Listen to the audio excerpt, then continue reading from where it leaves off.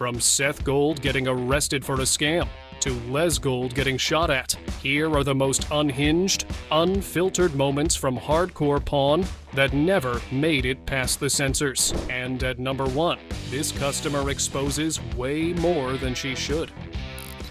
Hi, I'm Les. Nice to meet you. Sure. I'm looking to get rid of this. That's what I was thinking. We actually sell them for under 250 bucks. So I could give you 100. 100? 100.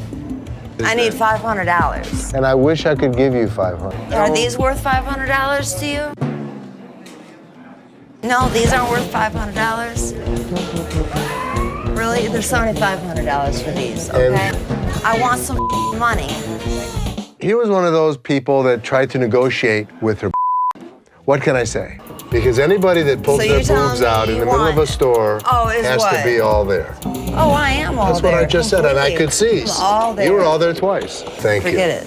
Thank you very much. Wishful thinking. Go yourself.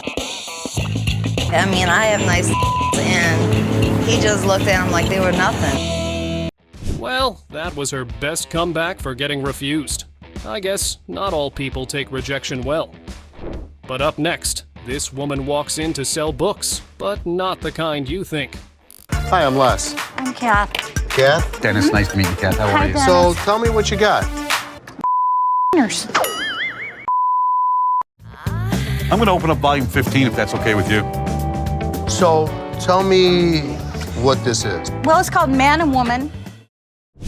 Dennis seemed very interested in these books. All he could look at were the pictures. Where's the You just haven't seen the right one I'm yet. up to volume 15 here. I would like to get $200. And how did you come up with that number? I don't know. I think it's worth it. We have a pawn shop. We're not a triple store. To be honest with you, they're great books. Pictures are great. This reminds me when I was 20. Who? You're going to sell these to people who are in here browsing, and they open this up, and oh, look. Can I ask you a question? Here, all of you, if you came into a pawn shop and you saw these laying around, would you go up to it and go, wow, So she wanted $100 for stuff that could possibly land her in some serious trouble. I would. Dennis, we got a live one. Would you spend $20 on a book like this? Did you take them one that had some good pictures in it? Oh, okay. Yeah. How much would you take for them? I would take no less than 100. My daughter-in-law wants them really, really bad. That means her son is not fulfilling his obligation. This is a piece of American history. This really isn't for us. I'm sorry. Well, that's okay. That's okay. Thank you I very get much. Dennis is more interested in the I'm more interested in the profit. Of course, Les declined the offer. But up next, this next customer tried to fight Les. So, I'm here to sell my yays and stuff. Okay. Cartiers. I paid $5,300. For these? Yeah. I overpaid. They're fashion designer glasses. Really cool, gold, diamonds. How much you want for these? The lowest I'd take probably like 40 for it. I'm selling these for $1,000. Nah, man. You give me 1,000 for these? Come on, man. How you gonna rip me off like that, bro? I'm ripping you off. I need my bread to get my car out the impound, you feel me? So I'm trying to sell these. Sure, how am I gonna make money? All right, give me 35. You give me 35? 1,000. What you mean? You making too much money now. These big boy diamonds, man. Those ain't big boy diamonds. Everything iced out, man. You know what I mean? 1,000. Look, I ain't pay 1,000 for these. I know you feel me? didn't. I can feel you. Well, dang, you don't feel me. You know what I mean? I can feel you. You see how he talking? Talking like a kid and Number one. You weren't raised in the hood Number before one, me, how the bro. you don't know who the I Man, am. y'all You don't know where listen, the I was raised. Like and I you're just said, talking. Here's a guy from the hood. He'll help you out. Hey, baby. Come on, baby. Young buck. What's up, baby? No, we out. You on that petty shit, dog. Who with y'all, you feel me? I feel you. Now, Les tries to negotiate with them. But with all the abuse and cursing going on, the only safe way out was through the exit. In this video, we've compiled thieves who tried to rob Les Gold and failed miserably.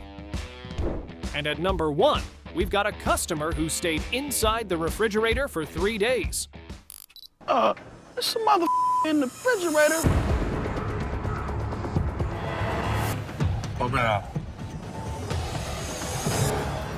What are you doing? I was checking out this refrigerator. I've heard of this situation happening before. People hiding in trunks, in cabinets. They wait until the store closes, and then they rob the place. I was thinking about buying it. Don't you normally check it out by looking at it, not testing it out? Sometimes. Seth, Ashley, and Les couldn't believe what they were witnessing. The thief had even rigged up a breathing pipe, and when he refused to come out, Seth decided it was time to raise the stakes. This mother is not getting away with it. Not here. What are we gonna do, rob us? Hold on. Hey! What's going on? Hey, man, it's a nice refrigerator. Get the out of here. Come on, refrigerator. He was stupid. Come on, man. He kind of reminded me of like a crackhead Snoop Doggy Dogg. Tell you right now, you take another step, it's gonna be your last step of walking. What if this guy is part of a bigger team? I'm worried. I need to figure out a solution and talk to my dad. With no way left to defend himself and Seth and Les closing in, the guy ran for his life. But the next thief wasn't interested in escaping quietly. He kicked Les and escaped. I see a guy walking around the store pulling off my shelves. My mama kicked me out last night. What can you give me for all this? Where'd you get the vacuum? Got it from my mom's basement. My mom's basement, man. Where do you think I got it from, fool? You think I'm that stupid that I didn't see you pull the off the floor? What are you gonna do about it, bald-headed? Stealing wasn't enough for this guy. He tried selling the stolen item back to the same store, then squared up to Les and started abusing him. Everyone could see exactly how this was about to end. What are you gonna do, buddy? Obviously, you know who the you're talking to. Buck-toothed, bald-headed mother. Get out of my store. You understand what I just said? What are you gonna do if I don't? Do it. You start stealing stuff from my store, it's time for your ass to be thrown out. Oh, your pants are falling down, buddy. Stand up. And what an ass that was. This guy didn't just leave the merchandise behind. He left every ounce of self-respect with it. But if you think that's as crazy as it gets, the next thief actually tried to steal Les Gold's multi-million-dollar car. Hey, Les, somebody outside breaking into the car. Now? Call them, yeah. Our undercover security guards caught this girl breaking into a car. I noticed this woman breaking into cars. Are you kidding me? How old are you? 18. Where'd you steal out of it? Where you from? I'm from Detroit. How'd you get up here? One of my friends. Where are they? They left. You can? Why are you going to jail? Because the only way you're gonna ever learn not to break into cars in my lot. Just as Les and Ashley were about to call the police on the girl, they thought the chaos was over. Then, an even bigger commotion erupted in the parking lot.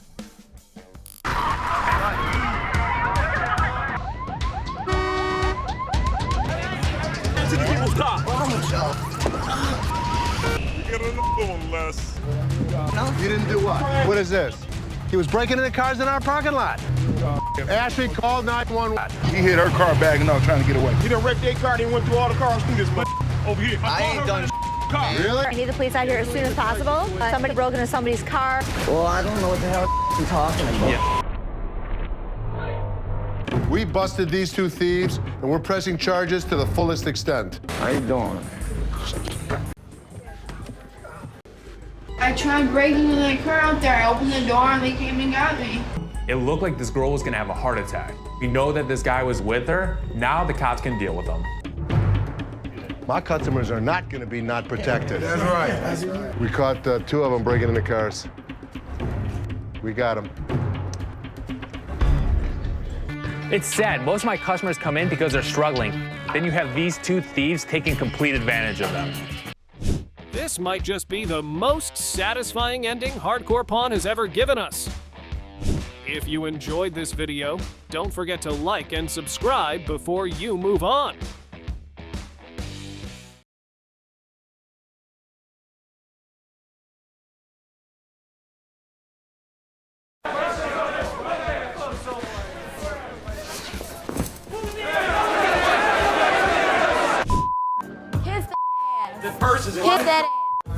In this video, we've compiled the most unforgettable customer moments ever caught on Hardcore Pawn. And at number 1, a customer punches Ashley. Hi, I got a problem. Okay, well, wait a second. Hi, I'm Ashley. I'll do that after. When you find After my what? when you find my ring, I gave you a 3-carat. Okay, wait. I'm not here to follow your rules. You're in my store. You have my merchandise, and I want it back. Okay, so you are a customer here. I was a customer here. I'm not going to be a customer again because you can't find my ring. This woman demanded the return of her ring while completely snubbing Ashley's presence. You're not gonna storm to my store and then come up to me and start screaming. Then find my ring. Are you from Michigan? No, I'm from New York. In New York, we don't behave like this. Okay, well in Michigan, we act like humans. Hey, I can scream longer than you. No, you don't. No, I'm from Brooklyn, girl. I'm from Detroit. As tensions escalated, both parties end up in a heated conversation. Where's your license? Here. So now you have my license. Get me my ring. Oh my God, you are one loud lady. Don't give me that look from the side of your eye. I know that look. This is total bull. Don't tell me what to do. Don't tell me what to do. Don't tell me what to do. How long does it take to check? I don't know. Can you be quiet for 1 second so I can do it? Loud noises. I'll show you what loud noises are. I grew up with loud noises. Well, do it already. You should have done it 10 minutes ago. You put it under your name or somebody else's name? Just look up the name. She said look up the name. And without in the front. Are you kidding me? You're really gonna talk to me like that? I mean, seriously? She's not even in my system. Maybe she's older and she doesn't remember where she pawned her ring. When Ashley checked the store's records at the counter, she was unable to locate the woman's name or any information related to the claimed item. Take your license and take it where the sun don't shine. Because I don't have your ring. Goodbye. You. I know I brought my ring here. Take the walk all the way back to New York. She couldn't find anything, not in the computer, not nothing. I don't know, maybe they spelled my name wrong, maybe they did something wrong. You need to go back to New York and practice your yelling and then come back to Detroit and see if you can still keep up with me. Despite this, the woman continued to behave aggressively. But up next, this customer decides to dress down for real. I'm looking to pawn my jewelry. Let's see what you got. All the that he bought. I'm looking for at least 1,000. Silver. What that got to do with it? It's jewelry, silver, diamonds. It barely has any weight to it. It's not worth anything. There's no value to it. That's Very just like light. telling me it's not a value to me and I'm a dancer. I'm an dancer. When she said Bobby J immediately walked up like, hey, let me see what's going on. That's why they called me the chosen one. Oh, that's your stage name? You didn't see it? See what? You didn't see it. Your This leg? is No, why I'm the chosen one. now I see it. I need my money. Point is, not interested in it. Let's try this the nice way. I have some jewelry that I need to pawn. My man is locked up. Can you pawn my jewelry for me? On inspection, Seth determined that the items were primarily made of silver, making them unsuitable for the transaction. Since Seth declined the offer, the woman took another route to have her way. No. Okay, where's your manager? Hold on, let me get it. You're talking to him. So you just don't want to pawn my jewelry. That's all that it is. It's just not worth a whole heck of a lot. Then that's some bull. Damn, did I see you at the club one night? And damn, did I just like dish you or something? No. Have a nice day. You know what? And you have a up day. Thank you. And kiss my kiss this kiss that The purse is kiss that. The purse blocked it, Thank you. I'm the chosen one. I ain't with these stupid mother no more. They got me up. Classy broad. Class. As the conversation came to an end, Seth politely wished the woman a nice day. But the woman decided to leave a lasting memory. If you enjoyed this video, don't forget to drop a like and subscribe before you moke on. In this video, we've compiled the craziest shoplifter takedowns on Hardcore Pawn. And at number 1, we got a crazy person breaking down the door. What the is this? Rodney! And now this?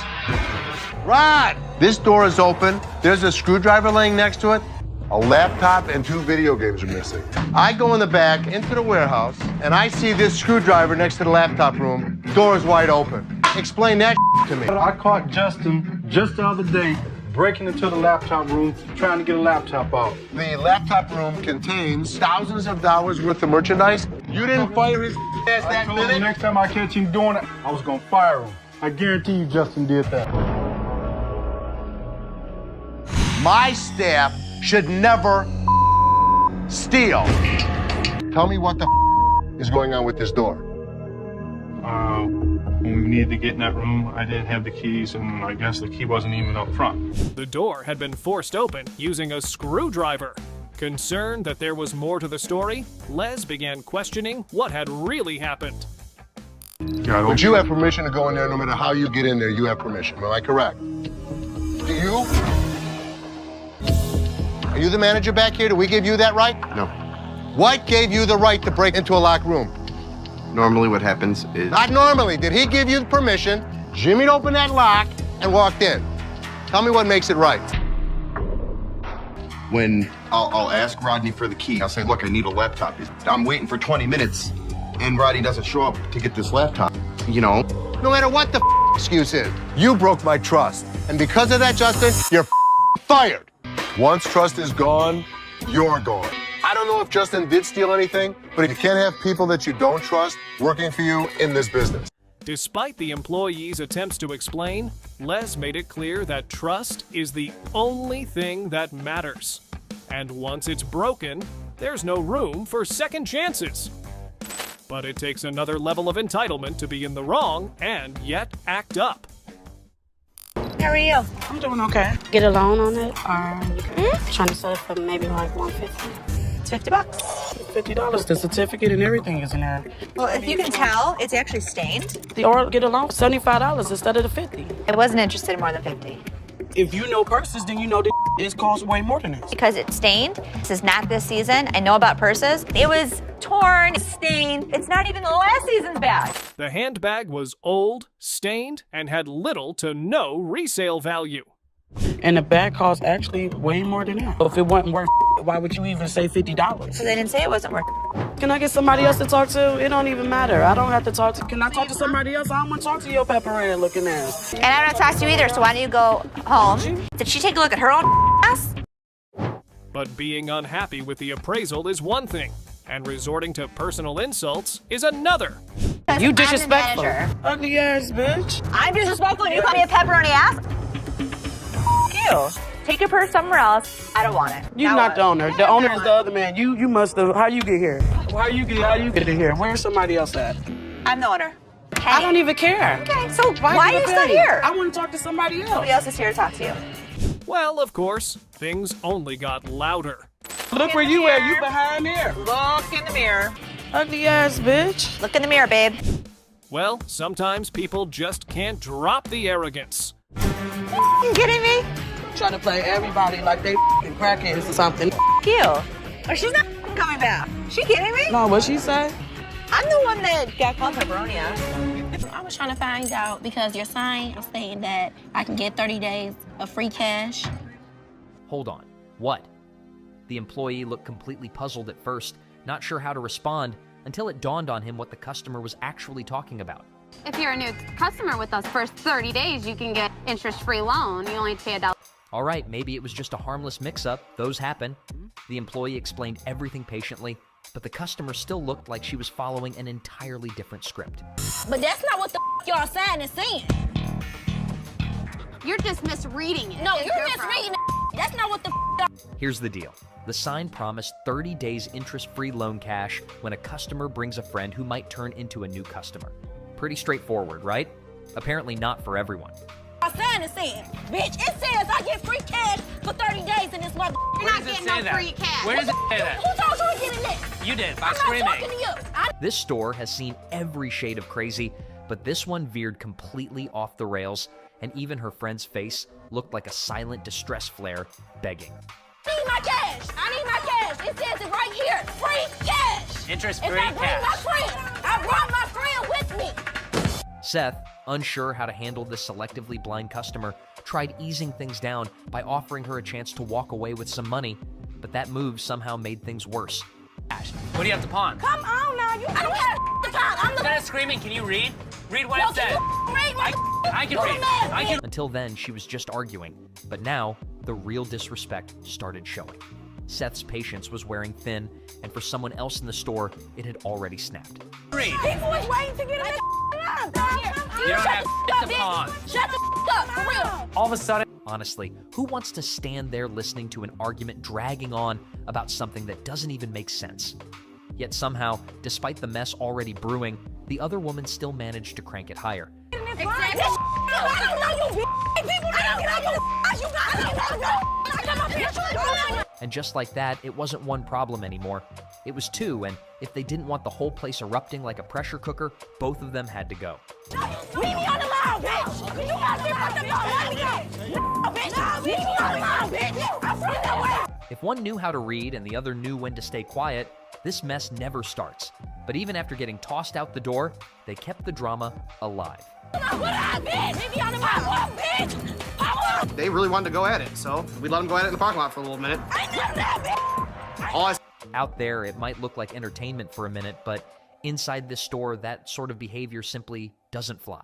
Oh, I'll be back. That's what I thought. I'll be back. I'll be back. No. God knows what happened after that, but they at least dodged 2 bullets without even trying.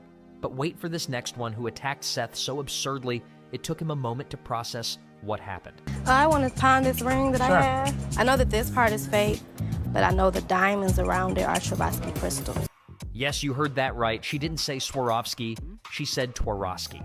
Seth was already puzzled by the fake yet real ring, but that word alone scrambled his brain. what kind of crystals? Swarovski. Swarovski. I never heard of Swarovski's crystals. Swarovski? Yes. Swarovski? No. You got to give Seth credit. He somehow kept a straight face, but wait, because she followed it up with a sweet little backstory that really tested everyone's composure. My grandmother gave me that ring before she passed away, and she told me that they were Swarovski crystals. The confidence she delivered it with actually made Seth pause before asking the obvious question, but when her answer came back, it certainly stayed perfectly loyal to the delusion. There was So if they were Swarovski, because that's what it is, right? If they were what? Swarovski. No, they're Swarovski. I don't know what that. No way it was Swarovski anyway, because selling a ring with fake parts just doesn't happen.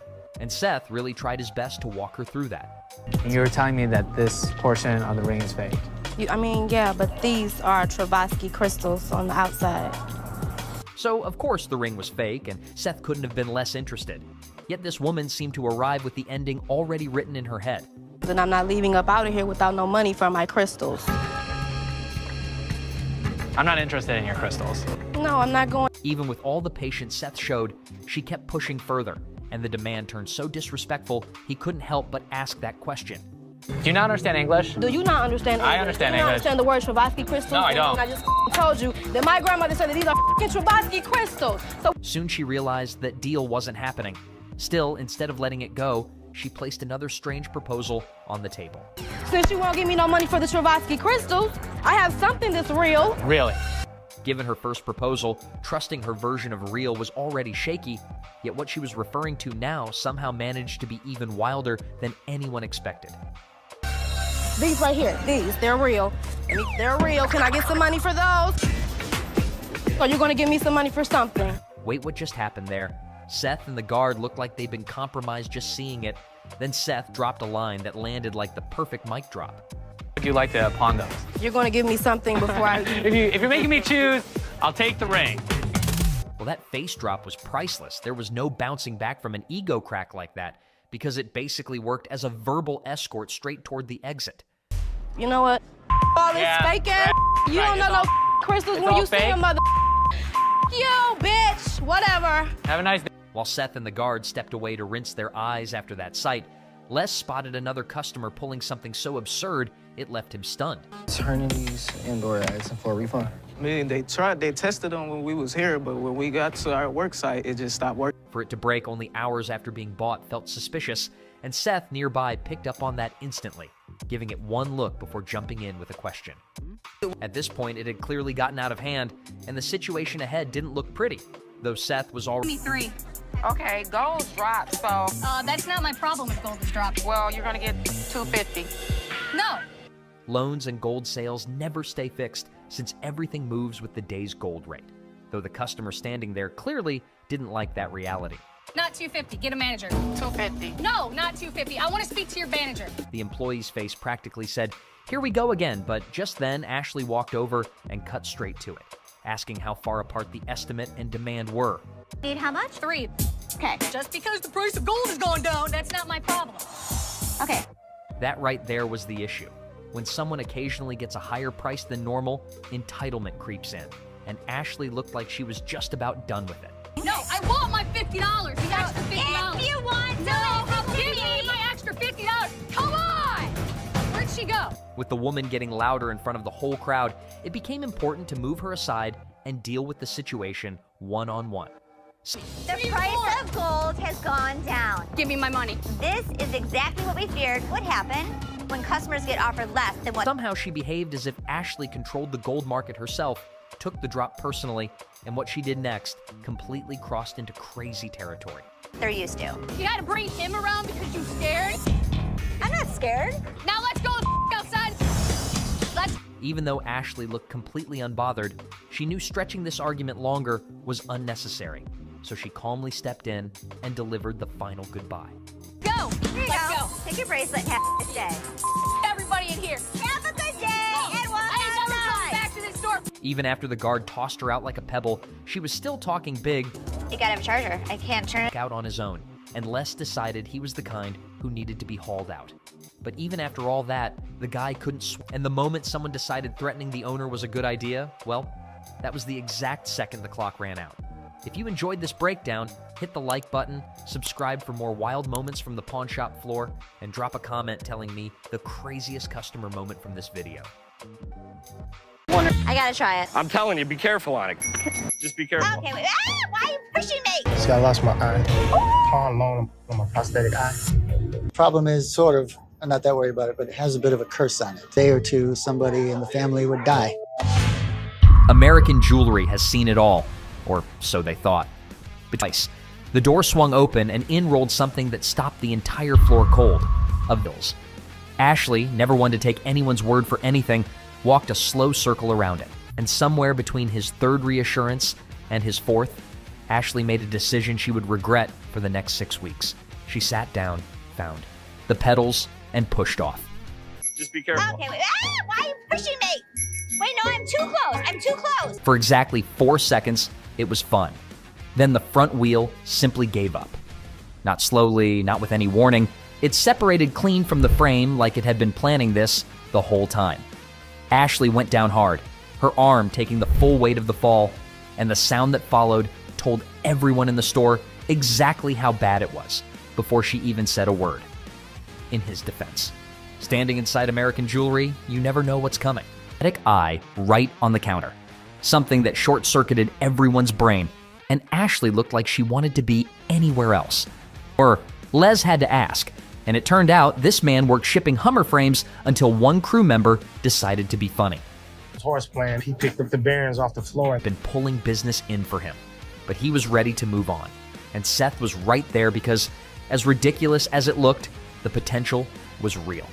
It's unique. In the past, we had a life-size... It built a fan base that made pieces like this genuinely collectible. Seth wanted it, just not without putting up a fight first. So, how much did you really take? I mean, I really went $2,000 for it. This guy's price was set in stone, or rather, set even at $600, Ashley wanted no part of it, but Seth wasn't done. He had one more move left. $700? I'm not going to go below $1,000 on this. This guy was tougher than either of them expected. Every offer was getting absorbed with Perfect, exactly where I want it. Seth stepped back laughing because he knew this guy wasn't folding for anyone. But this wasn't just anyone stepping in. This was Les Gold. And what he said next changed everything. I'll take it. Deal. Thank you very much. My kids have been giving me about my watch deal. After that Silver Surfer standoff, the floor barely had time to breathe before a guy walked in looking like he just lost a fight with a paint factory. And that was just the opening act. The Cleaners is up the road. Hi, I'm Les. Matt. You are? Dave. Dave, nice to meet you. Good to meet you. To be fair, that was the most reasonable first instinct anyone could have had, because nothing about that entrance was giving pawn shop customer energy whatsoever. Well, this is all happenstance from what I do. I'm an artist. I do these paintings, and I do them live. What does that mean? Okay, so the shirt suddenly makes a lot more sense, but Les's face said he was still about 45 seconds away from fully believing any of this. He paints a 4-foot by 5-foot painting in basically 4.5 to 10 minutes. The coordinator just casually dropped that detail like it was nothing, and the silence that followed was Les's brain trying to decide if this was a joke or not. Paint. Still lives, do you paint? I bet you I can paint a picture of you. The audacity of that offer inside a pawn shop of all places, but you have to respect someone who backs their pitch with that kind of confidence without even blinking. Well, hopefully I can get it to look exactly like you. Show me. If I like it, I'll make you an offer. Les was not about to just take his word for it. And honestly, that was the only correct response, because this was either going to be incredible or incredibly embarrassing. So, proof is in the pudding. Let's see what you can do. Ready? Ready. On your mark. The whole store went from business as usual to a live art show in about 30 seconds flat, and nobody was pretending to be anywhere else right now. Go!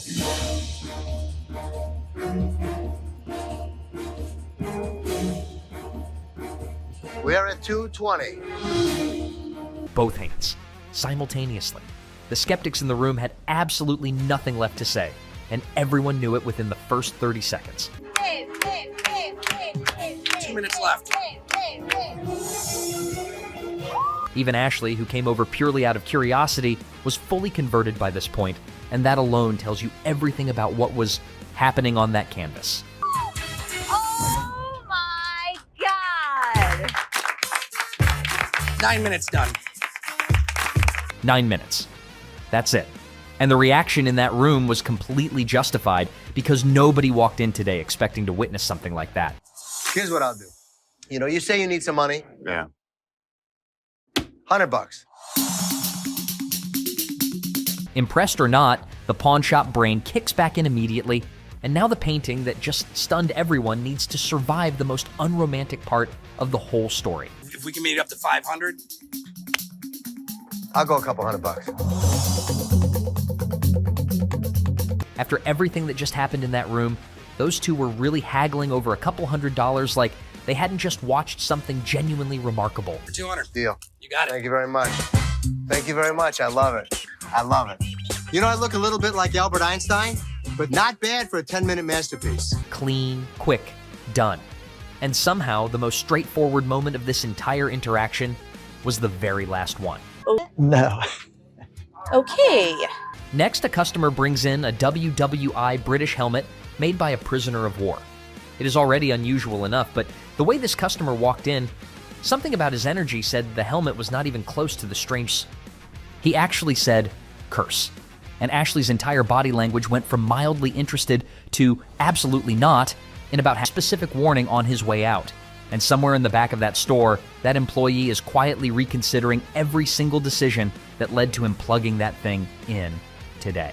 I don't know how many people have died from turning it on. I don't have an exact number, but all I know is going back 60, 70 years now, that's where the rumor came from. After that cursed helmet cleared the room, the floor had barely recovered or gone for any amount of rebranding to save that conversation at this point. Such composure that you almost forget he's standing in front of a used adult swing trying to figure out how to say no professionally. And how much did you want for this thing? Well, I don't know. We're in a dealing mood today. How about $90? $90 for a used one. Zero. Gross. That is a very expensive lesson in the importance of trying things before committing to them with your wallet. And I saw it, spotted it, and thought it'd be fun. I'm just too big for it. Ashley spotted the potential immediately, and Bobby J wasn't far behind, because a bike worth anywhere between $1,000 and $3,000 has a way of making people pay attention very quick. And $275 from Ashley, $15 apart, and neither of them was treating it like $15 at all by this point. Make it $2.90 and we're good. $2.75 and I'm not moving a penny.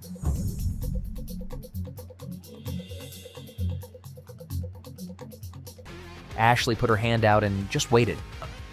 A prosthetic eye, a cursed WWI helmet, a used sex swing, and a bike nobody bothered to test before buying. Somehow every single one of those walked through the same front door on the same day. The items were wild. Which is neg. Try it as my neck and try to neck chock her. You would think the hardest part of running a pawn shop is the customers, but what if the biggest threat to every single deal was the family running it? She's out of control. She's stepping into my deal. You're both out of control. She's the one who stepped into the deal. Enough! And every customer caught the crossfire. Either join us or don't. Then I quit. I'm done. You're not done. Watch. You're not done. It started the way most things between those two start, with a comment that was just sharp enough to draw blood. Ashley had made a decision on the floor, Seth had made it clear he disagreed, and somewhere between the second and third exchange, the professional veneer cracked completely. Voices climbed, staff members found reasons to be elsewhere. The customers still in the building went very still. Then Ashley said something, quiet enough that only Seth heard it. Whatever it was, it reached somewhere past the argument, past the rivalry, past every year of built-up tension sitting between them, and Seth's hands moved before his brain could file any kind of objection. There are moments in that building that people talk about for years. This became one of them. What followed was not a conversation. It was a verdict delivered in real time, in front of every employee, every customer, and every camera in the building. Les put himself between them and turned to Seth first, and what he said stripped every ounce of justification out of that room without a single dramatic pause. By the end, neither of them was looking at each other. By the end, neither of them was looking at him either. A Cherokee customer walks in with a full Native American collection, and Les is already doing the mental math on whether this could be an easy flip. Oh yeah? This is a tomahawk right here. This is the war club. And then this is actually, they're all pewter belt buckles. One piece in particular has a carved face on it, and that detail alone has Les's interest up. But then comes the question that always matters most. Native American items actually sell very well in the store. These aren't original artifacts, but they are unique. $22.50 for the whole set. Les goes quiet for a moment, but before the negotiation even begins, something in that collection catches a completely different kind of attention. If I can get it for a good price, I know I'm gonna have no problem flipping it. All right, so how much are you looking for? Probably around $250. Someone just pointed out that one of those resembles you, doesn't it? It's closer to you. It is, right? It's the same color hair. The laughter in the room confirmed it before Ashley could even react, because when everyone agrees that fast, there's really no walking it back. I agree with you. It's true, it looks just like her. Seth tried the I'm kidding exit, but paired it with a $90 offer, somehow managing to offend Ashley and lowball the customer in one breath. I think that's kind of rude. I'm kidding. Don't pay attention to her. $90? No, actually, I'm not interested. Now the deal is dead. Seth and Ashley are already mid-argument, and the customer is just standing there watching a family implosion unfold in real time. I don't want to fight in front of the customer, but I don't agree with her. Sorry, man. Okay, well, I guess that's it. Sorry, I didn't mean that. Ashley wasn't dropping it, and Seth knew exactly what that meant, because once those two lock in, no customer, no deal, nothing else on earth exists. It's a problem. He was rude, Seth. He was just joking. He was not joking. Seth called it a joke, Ashley called it rude, and honestly, neither was entirely wrong, but only one of them was still keeping score. My sister takes things way too personally. He was rude. Whatever, Ash. He was not joking. He was rude. Ashley saved her most devastating line for last, and the door she very much wanted to slam was the only thing that didn't get the last word. You can't close the deal because your ego gets in the way. Don't slam a door in my face. With the door still rattling from that argument, Ashley heads back to the floor and walks straight into a deal that's about to test her patience all over again. My grandfather that worked on a railroad in the early 1900s. It's beautiful. And I also have other things if you Sure, let me see what else you got. Peter came in with a railroad watch from the early 1900s, even names a price. How much money were you looking for? 3,000. Okay. Let's see what we can make happen. $3,000. Ashley doesn't flinch, calls in Brian to check the gold, because before she commits to anything, she wants the numbers to do the talking. What I can do is I can offer you a buy price of $2,000. That's not enough. First, Brian's done his part, and Ashley comes back with $2,000 flat, a number that lands noticeably far from where Peter was standing. 20. Ashley holds hers, and the gap between them isn't closing. It's just getting more politely uncomfortable with every counter. I'll make you a fair deal at $22.50. 25 is least I'll take. That's where I'm at. $22.50. Peter nudges it to $2,500, and the room is basically watching two people who both think they're being more than reasonable. I'm giving you a gift. $2,400? Final offer. Peter thanks her warmly anyway, the kind of gracious that makes Ashley's attitude stand out even more. Then Ashley pushes. One last offer across the table. Really? Why didn't I get that in the beginning, that offer? Do you know where you are? You're at a pawn shop. I know that. I We realize negotiate. Ashley was so offended you could... Thank you, ma'am.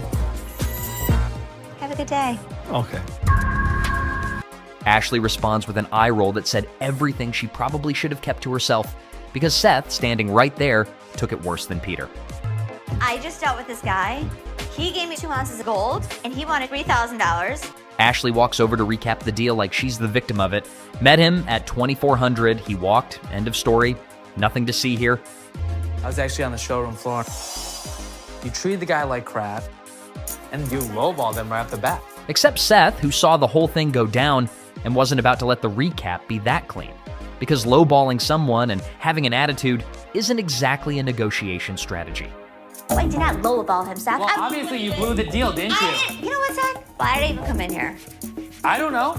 Ashley pushes back immediately, but the more she explains, the clearer it becomes that she still doesn't quite see what everyone else in the room already does. I don't even need to talk to you about this anymore. Ashley's screwing up left and right. At this rate, we're gonna lose every single customer she deals with. After that fight, Ashley craved revenge on Seth and wanted to put him down in front of a customer just like he did to her. Soon, the perfect opportunity walked in. I've got a 1970 Detroit Tiger autographed baseball. How'd you get it? My grandfather left it to me. Seth sees a great opportunity and genuinely wants to make an offer. This isn't window shopping. He wants to buy it, and the deal is already forming in his head. This is a great collector's piece. It's signed by not only L. Kaline, but Norm Cash. For the right price, I'll be able to make a huge score on it. Not a Detroit fan and not attached to it either. He just wants to sell it, fund a trip to Puerto Rico, and get straight down to the numbers. How much are you looking for? I'm looking to get $1,500 for it. $1,500? Him wanting money was perfectly fine, but the ball definitely wasn't worth that much. And Seth made that crystal clear while still keeping the negotiation going on his terms. I'm gonna give my brother a taste of his own medicine. Hi. So how much are you? What have you got here? I've got a 1970 Detroit Tiger autographed baseball. Seth knew exactly what Ashley was doing, and that smirk on her face gave it away. So when she started asking questions about the ball, he just had to ask. What do you know about baseballs? A lot. Oh, yeah? Yeah. Haven't we already established that Ashley knows absolutely nothing about baseball? She knew absolutely nothing about it, but that was never going to stop her because her intentions were never to actually buy it. She could not be any less interested. So $1,500. Do you know anybody on the 1970 Tigers? Look at that ball.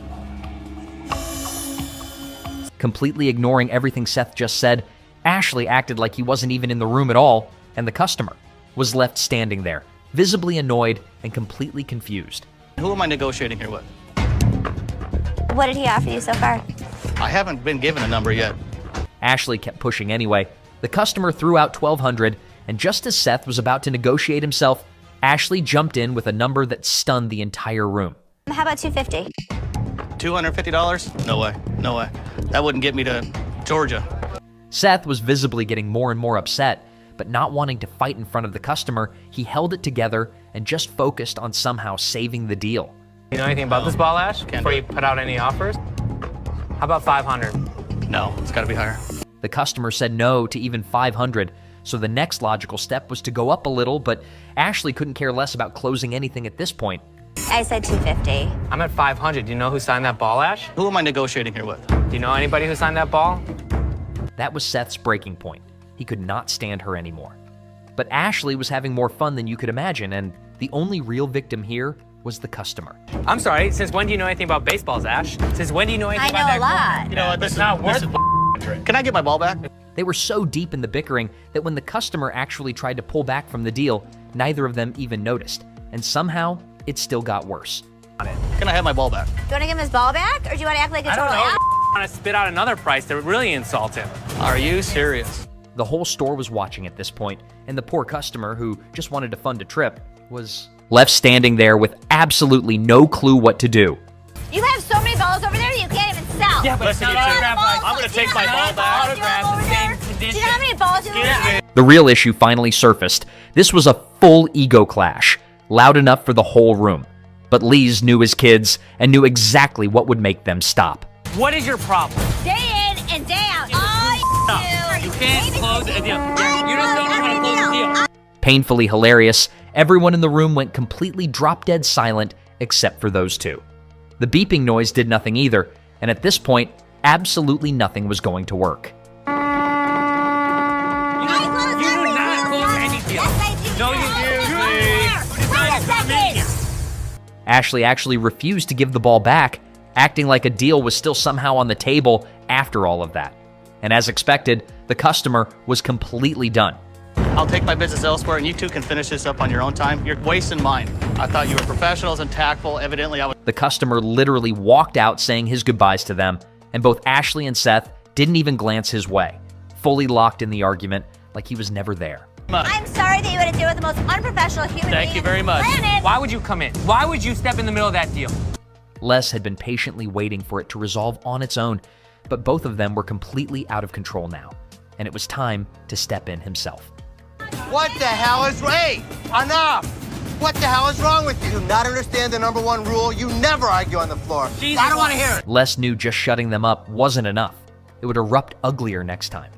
So he called them to his office, but they didn't even stop arguing on the way. She's out of control. She's stepping in the middle of my deal. You're both out of control. She's the one who stepped in the deal. Enough! It felt like both of them were cursed to argue nonstop.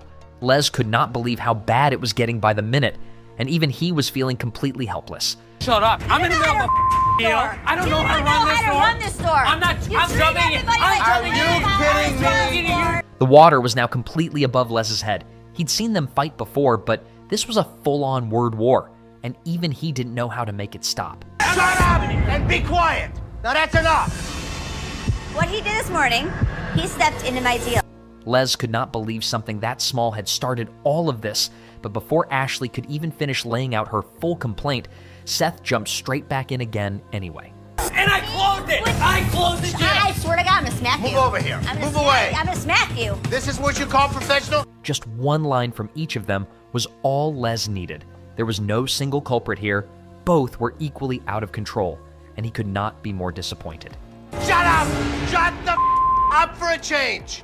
I have never been more embarrassed of my children. Les has always had one golden rule: no arguing on the floor, because if his own kids do it, there's no controlling the employees. And Seth just made it worse. Send her home! Both of you go home, right this minute! Don't even say another word. Les had just laid down the law, but those two were barely out of his office before the floor handed Ashley another customer and another chance to get it wrong. I don't know what's going on with my sister today, but she screwed up a couple deals that would have been good for business. I'm gonna stay on the floor and keep an eye on. Seth's already clocked Ashley's mood and decided to stay close. Not to help, just to watch, because something about today tells him this isn't over yet. So what's the least you take for everything? How much you want total? For this, I would like at least $3,000. That's the least you take. At least I'll take. Okay. $3,000 for everything. The guy's not budging on that number, and Ashley now has a decision to make before this conversation gets any more uncomfortable than it already is. I can't quote you a price until I see everything. So go get your other stuff. Until she sees all of it, which means this guy has to make another trip before any number gets discussed. What can you quote me on just this load? It's a lot to drag back and forth and load all this stuff up. But you want $3,000 for everything. He's already done the heavy lifting once today, and driving back feels pointless, so he throws out $3,000 flat and hopes that's enough to just get this over with. What am I gonna do with warming tiles? Underneath heated making. Okay, I don't want those. Now what? Warming tiles weren't exactly what Ashley had in mind, and her face made that clear before a single word came out. The enthusiasm in the room dropped immediately. I'm not trying to waste your time, okay? I'm trying to just get a price for this low. Okay, so you want $675? She hit him with $675, and somewhere across the floor, Seth's entire face changed, because that number wasn't an offer. It was basically an insult with a dollar sign. Ashley's lowballing this guy, and she has no idea how much this stuff is actually worth. This guy has a lot of good stuff. I need to step in and take control. Seth's seen enough. Ashley has no idea what any of this stuff is actually worth, and if nobody steps in right now, a genuinely good deal walks out the door. It's getting too little to where I want to be on this. I think I'm nauseous. Number was too low, the energy was off, and he's not interested in going back and forth with someone who clearly isn't either. If I decide not to pay top dollar for home goods, that's my decision, and Seth needs to respect that. Ashley is standing firm like she made a perfectly reasonable call. Waiting any longer simply isn't an option at this point. Is my sister out of her mind? These home improvement goods are worth way more than what she offered. Side for that load of goods is not negotiating. It's practically giving the man a reason to never walk back in. Seth, I quoted him. I know, but if this load's $600, I'm going to take it. That's where I started. But you're being conscious. Ashley isn't backing down, and Seth isn't letting it go, and the customer is just grand now. Bring the rest, and he'll make up the difference if it warrants it. Simple, clean, and actually respectful. Okay. Deal? All right, deal. All right, so bring the other stuff. We'll get you written up when you come in, all right? All right, thank you. Stop. You're being obnoxious to him. Ashley is fuming and not hiding it for a second. As far as she's concerned, Seth hijacked her deal, and she has zero intention of letting that slide quietly. You know what? My number one rule is never argue on the showroom floor. This is not the time to get into this kind of discussion. We'll deal with it later. This is funny. It stopped being funny a long time ago for everyone else. Seth goes straight at her about buying ridiculous stuff, which lands differently when she's standing next to an actual toilet she just paid $10 for. Whatever Seth has planned, it's not going back on the shelf. What is he doing? I have no idea, but it can't be good. Nobody in the store knows exactly what Seth is about to do, but the energy in that parking lot already feels like something you don't want to miss. What are you doing?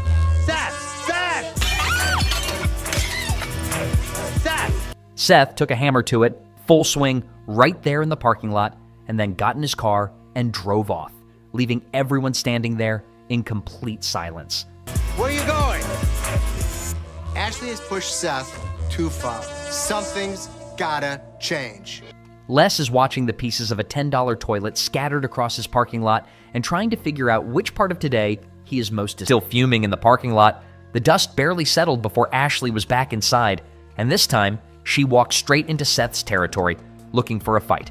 I just talked to Rich. I looked on the sales floor, and the entire wall where the TVs are is empty. Yeah?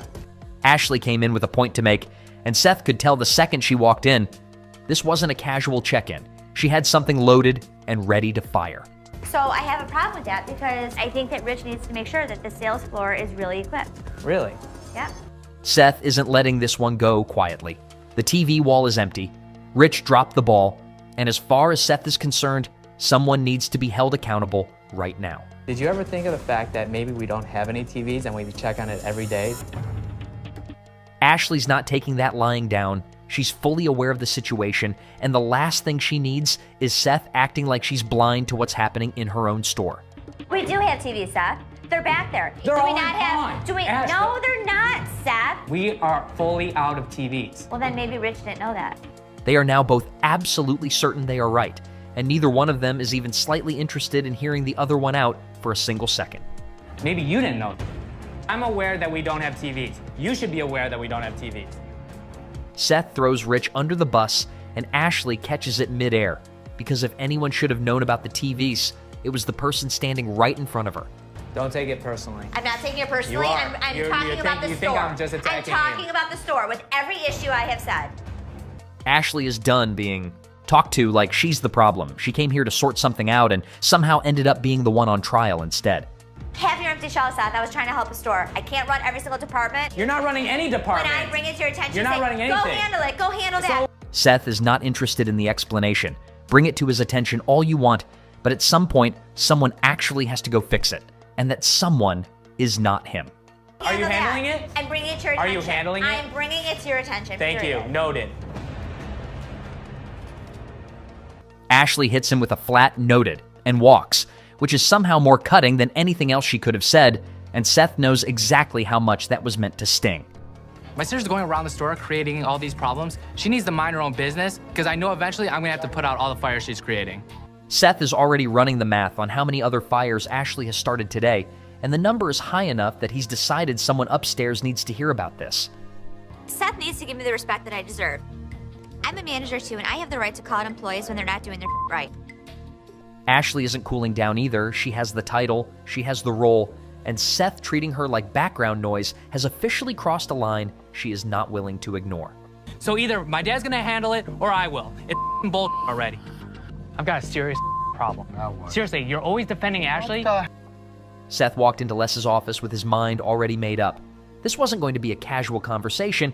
He came with a full case, and Les was going to hear all of it. Hell You know are what she's coming doing? In? No, seriously. You're coming in yelling at me, hey, first slow down, then we can talk. Les barely gets a word in before Seth is already 3 points deep, and Les is trying to slow the whole thing down before it turns into something he has to officially referee. She doesn't know anything that's going on here. She's having Rich pull TVs that don't exist. Seth lays out the TV situation, and from his angle, it's airtight. Ashley gave Rich a job that didn't make sense, and now the whole floor is paying for it. Ashley saw empty display cases, and there's no TVs for sale. I understand that. She tells Rich to go fill them up. Lise already knows the other half of the story. Ashley saw empty cases and told someone to fix it, which on paper isn't actually the worst instinct in the world. Because he wants to appease her. Well, that was stupid. And Rich should tell her. He's And scared of her. I understand that. Well, Ashley walks around this place wanting to be a manager. She's either half in or half out. She's never fully in. Les is threading a needle here. Rich should have pushed back, Ashley should have checked, and Seth is standing there wanting a verdict when the whole thing is just a mess. So then deal with it. I will handle it. You're just gonna give her a slap on the wrist, and the same gonna happen next I'll week. make the decisions, not you. Fine. I don't hear about it anymore. Seth doesn't want to promise. He wants action. Because as far as he's concerned, every time Les says he'll handle it, Ashley walks away with nothing but a conversation. And just take control, else I will. Enough. I'll take care of it. Do it. Les shuts it down, and Seth walks out. But the look on his face says he already knows exactly how this plays out, and he's not expecting anything to actually change. A hair joke, a $10 toilet, and an empty TV wall somehow managed to pull an entire family apart in one shift. The deals were secondary. The drama was the main event today. Hit subscribe if you want more of this chaos, and let us know in the comments, does Ashley go too far, or is Seth just too sensitive? Is just for you. Today, we're diving into the wild world of Pawn Stars, where deals aren't always friendly. Picture this. You're waiting for your cab. It arrives, and bam! A pirate ship vehicle pulls up. Believe it or not, folks, pirate ships are real. How cool is that? Shiver me timbers. Let's dig into more detail. Buck's mischievous grin invited the pawn shop guy to inspect his street-legal pirate ship, leaving him in disbelief at the ship rolling on the road. Chumley, intrigued, joined Buck for a spin, both eagerly anticipating Rick's mysterious response. Buck, bursting with enthusiasm, showcased every detail, building suspense for Rick's impending reaction, creating a thrilling wait. Woo! I'm on a boat! What's up, ladies? As we explore the boat's details, prepare to be mesmerized. Buck's turned it into a luxurious entertainment-packed ship with TV and laser beams. Buck's living in a fantasy, folks.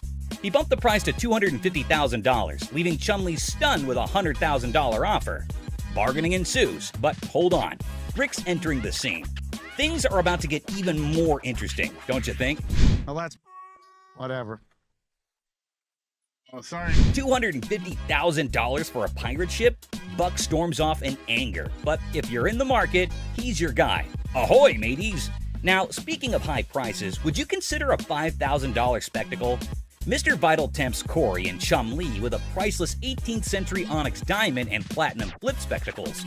Who needs such luxury just to read? Ponder on that, folks. Hey, how's it going? Hey, what's happening? I've got something here which I think is pretty spectacular. A magnifying glass. No, it's better than that. Bam! That is 18th century onyx spectacles. Sweet. As Vital claims $5,000 for the onyx specs, Corey and Chum Lee reconsider. Expected, right? Still stuck on the price? Time to move on. Corey seeks Rick's advice, and here's where it gets intriguing.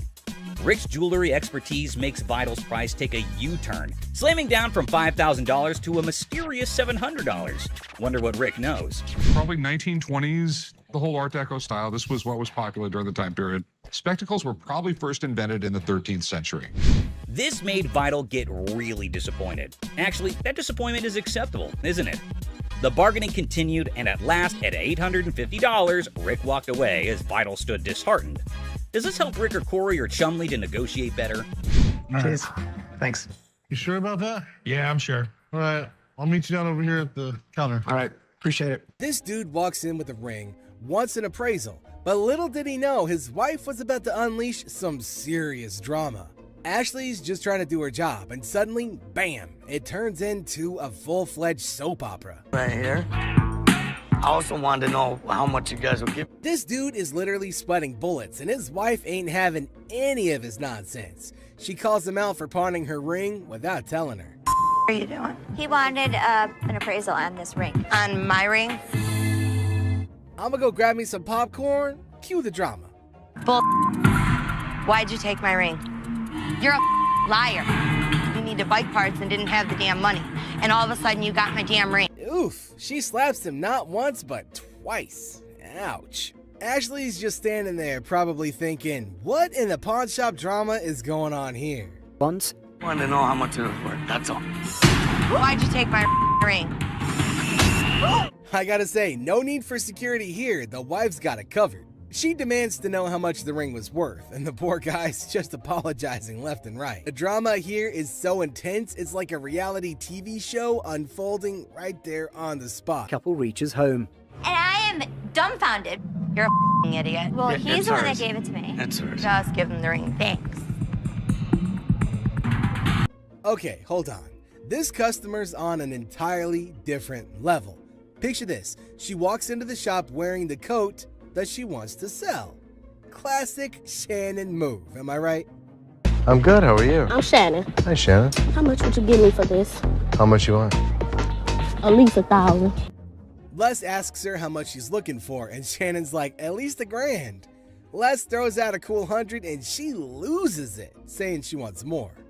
100 for this coat? I want more than 100. But she claims the coat's made of fox, rabbit, bird, whatever she feels like saying. Made of. Ma'am, You got me up. it's Fox.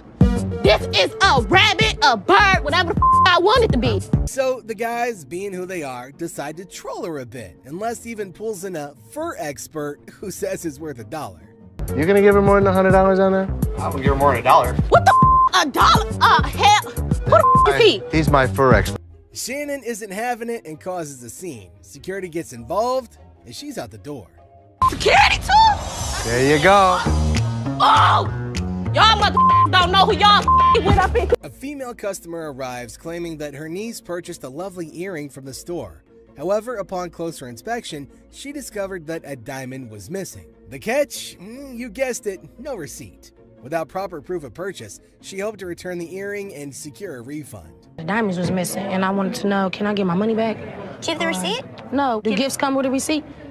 Yeah. No, well, this one didn't. Ashley, ever the voice of reason, inquires about the receipt, and the customer admits that she doesn't have one. Ashley explains the store's policy regarding cash refunds and, crucially, points out that the jewelry the customer brought in is fake, a type of item the store does not deal with. Tensions rise as the customer becomes impatient, demanding her money or a different pair of earrings. Oh, cash refunds. One more problem that's really key to this whole thing. These are fake. And we don't sell fake jewelry. Well, it's gonna be some in here. Well, excuse me, anybody buying any jewelry from here? Don't get no more jewelry from here, because this ain't good. Hey. Bobby J, provoked by the escalating situation, engages in a heated exchange with the customer. I'm talking to him. I'm talking to Sir, him. can you help me? Can you give me my money? Can you give me a different pair of earrings? Anything. No. Oh, wait. No. Your short ass No. gonna tell me. Are you angry because your that I coat's so can't- tight? No, my coat ain't tight. You so much little back there. I think it's time to leave. I think it's time for the back. Ashley attempts to defuse the situation by offering options for resolution or departure. Joe, making his appearance, assists in escorting the unruly customer to the front door. Finish Receipt. listening. It ain't no receipt. Finish listening. No. I think it's time to leave. I'm not going nowhere. I bet you are. No, I bet I ain't. This is Joe? Joe. How you He's doing, gonna Joe? show you to the front door. Wait a minute. Now get your hands off. I guess. Bobby J's dealing with customers hunting for an anniversary ring, but the vibe is a little off. I'm gonna pose my boyfriend. Tomorrow's our 6th anniversary, 6-year anniversary. Really? Yes. The lady drops a hint about her boyfriend, and the jokes start flying. 6 years? Bobby tries sizing up the situation, asking for the boyfriend's ring size. So, what size? Do you know the size that he is, or ring-wise? I thought you was talking about that size. I was like, that is too personal now. No. Ooh, awkwardness alert. He gets a little too personal, and they play it off, but Bobby's cringing. Store. Now, I gotta practice now. I'm gonna pretend like I'm close to you, okay? Oh. Now, here comes the big moment. He's showing him rings, trying to keep it professional, but the tension is building up. In a bold move, the guy decides it's proposal time. Now, Tay-Tay, we've been together for a while. Will you marry me?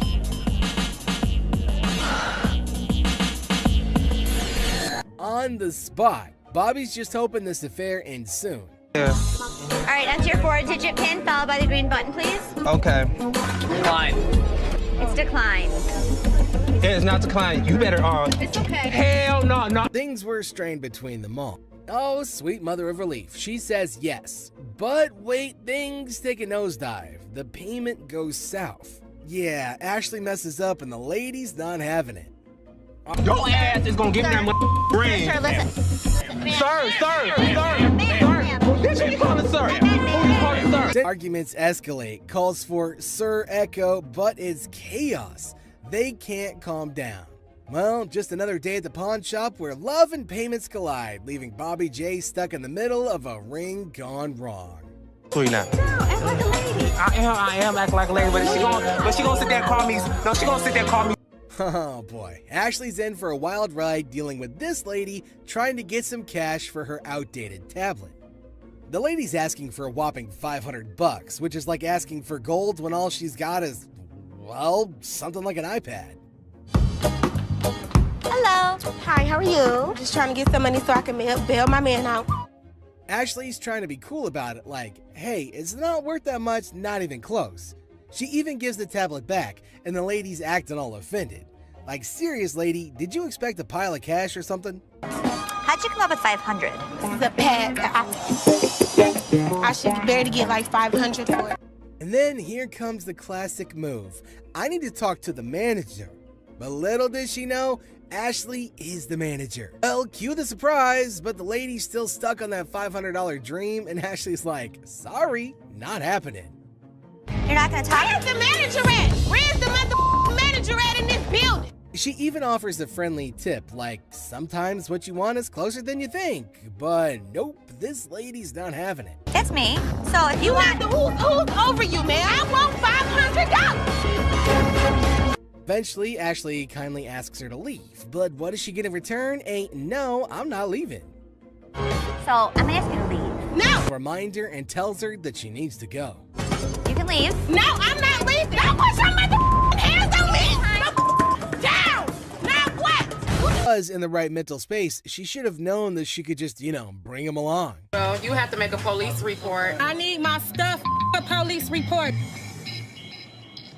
Do it like I called the police. Since she clearly said it was stolen, a police report would have been the next best thing to do, apart from getting the thieves to come get it for her instead of going on a crazy rant. But if it was rational, we wouldn't be covering it. So did you make a police report? Can't do it back here? I'm not the police. Look, I just want my... Ashley's not one to back down from a challenge, so when this lady threatened to get violent with this crazy lady who came in yelling her lungs out in the store without minding the fact that she'd be inconveniencing others with her really loud bellows. Also, she might want to choke down a mint. I could smell that crap from here. Me like that, who the hell you think you talking to? No, I'm talking to you. You know what? I'm gonna come and show your bitch ass. If she knew she wanted privacy, then she could have tried to, make her call more freaking discreet. Ma'am. Hold on. Hey, lady, This miss. is our... Don't follow me. Do not follow me. Okay, well, I can't have you screaming like this, so what do you want me to do? You know what? Hold on. Let me finish with this lady, because I don't know who the she is. When Ashley incessantly begged her, she finally decided to end the call. Unfortunately, that didn't stop her from continuing to yell at the top of her lungs. Some babies just need a bottle and a burping. Miss, get somebody to help me, please. What do you need help with? I need some help with my rings right Can you here. take off I'm your having ring? to- Wait, you just walking up on me, like, can you see my rings? I don't even know who you is. Ashley decided to adopt a really funny tactic in dealing with this particular crazy lady. She decided to annoy her until she leaves. If only that worked with my in-laws. Can somebody else help me? Because you... Ma'am, I can help you walk out the door. No, you're not gonna help me walk out the door, because I'm not going out the door until I get some help. That's what I came in here for. Now, can somebody help me other than you? No. Ashley seemed to be having fun dealing with this particular crazy lady, and there's no way she's gonna turn back now. Follow me no more. I won't come back in this bitch. All the motherfucking times I've been coming in here giving y'all my motherfucking and this is how I'm getting treated, y'all. Plus, kids, this customer who's trying to sell a watch. The bitch won this one, all right? After reading through one of their ads, this lady came over to make a very odd inquiry. I was trying to find out because your sign was saying that I can get 30 days of free cash. Well, she read all right, but she didn't quite understand it at all. Came in hoping to pawn his rosary, claiming it was an antique. It's been passed down from generation to generation to generation. Now it's mine, and I'm trying to put you in the game with this crystal.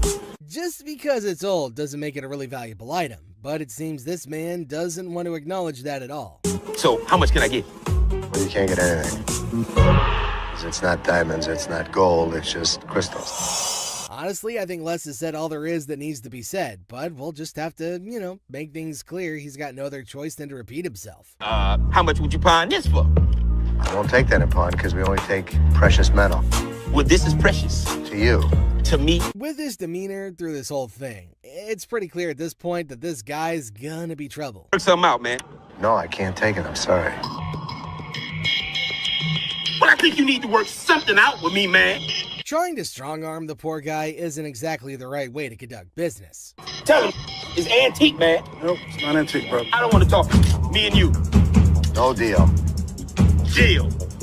No deal. He's been introduced to the antique expert. Now it's time for the antique expert to introduce him to the door once again. Let's talk about it on the way out the door. Hey, hold on, man. Hold on, brother. Hold on. Look, hold on, man.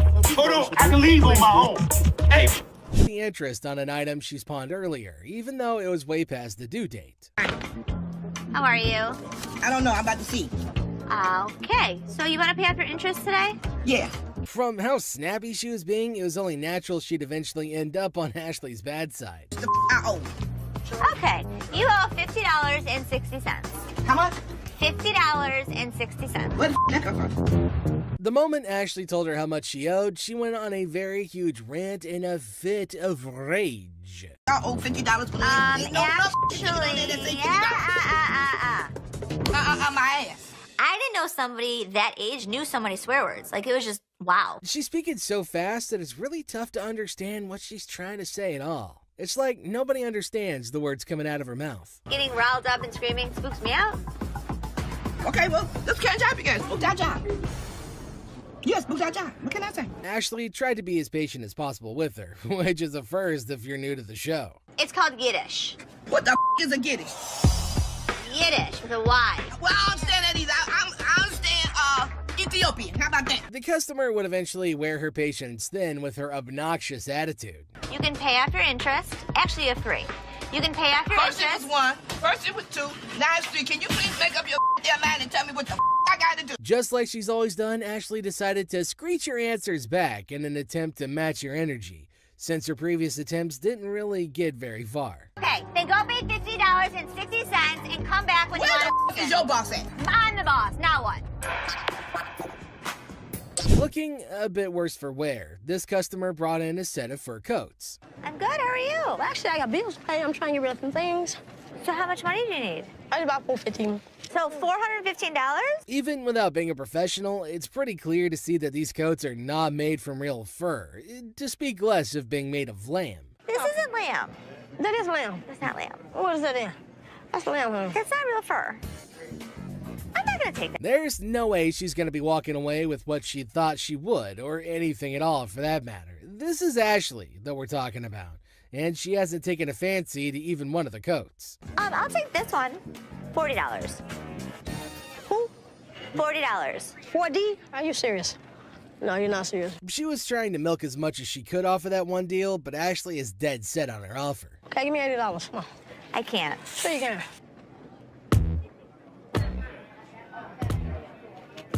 To make sure that things were cool, Byron decided to move closer, the big snuggle bear that he is. Big boy, I like big boys, yeah. You gonna climb up on you, huh? Yep. I say. Ooh, don't get scared now. Come on, Red Ride. What's your baby? Who's that there? Of all the customers he's met, this lady's probably the first one who's walked out of the store in a very jovial mood. Come on, keep your eyes on prize. Yeah, baby. Took Took it. Yeah, daddy. This customer was trying to sell a piece of jewelry that didn't exactly hit the specific weight to make him eligible to get the amount that he wanted to sell it for. It doesn't weigh enough for us to take it.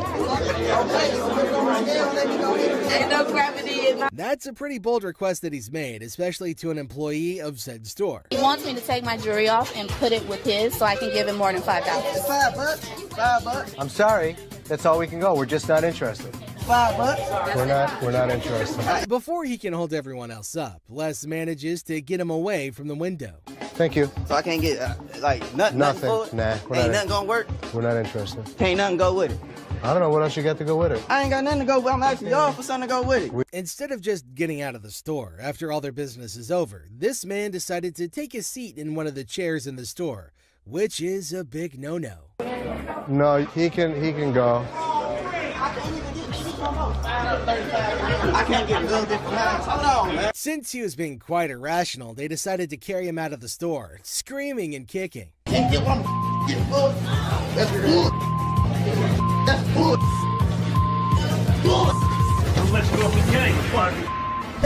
Drama unfolds, they assert their right to park no matter the odds. Suddenly, I'm patiently telling you, dude. Park your spots out. Meanwhile, our hero, undeterred, asserts, "I'm not going nowhere," as if the van gods themselves had bestowed upon them a divine parking mission. In a shocking turn of events, our hero literally stops, drops, and rolls on the store carpet, leaving everyone perplexed. The guy in the refrigerator. In this episode of Hardcore Pond, we are taken to the time when a crazy man entered the shop, and when no one was looking, he took refuge in the refrigerator for reasons unknown. Thankfully, this man had spotted the crazy man and went to Ashley and others to let them know. At first, no one would believe him, but by the looks, he looked quite genuine, so they followed him up to the spot where the fridge was. Still hardly believing the man, they went to open the fridge, and boom! The man was curled up inside, about to make the refrigerator its new cozy little home. I don't know what y'all doing over here. There's some mother in the refrigerator. What? The whole situation was so absurd that not a single person in the whole shop could believe that there was a whole person hiding inside there. Good thing that they have security in the shop, so the man got what he deserved. What are you doing? Fake earrings. Two sassy black queens strut into the pawn shop, flaunting earrings worth $350. The seller, bewildered, questions their cash craving. They snap back. How you doing? Good. I'm here to pawn these earrings. Okay. Honey, our financial drama is an Oscar-winning secret. The seller innocently inquires about the swearing, prompting the girl to unleash a verbal firework. Trying to get $350 for them. Why do you need the money? It's none of your business why I need the money. As he fumbles to record the chaos, he realizes these queens can turn from pawn shop patrons to drama divas faster than his slowest sale. Talk about a speedy emotional roller coaster.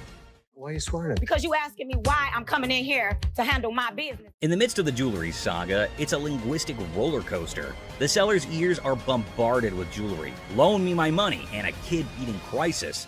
What does my sign say? Jewelry and loan. This jewelry, loan me my money. I got to feed my kid. The drama unfolds faster than a soap opera, leaving him nervously counting non-existent diamonds. Talk about a pawn shop sitcom. Man, you getting on my nerves, dog. How'd you get You ain't even looked at my Do you know that these aren't real?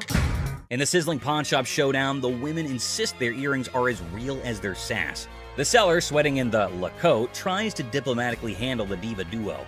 It's a battle of bling, attitude, and a heat wave, all under the watchful eye of leather-clad thermometers. Comedy gold.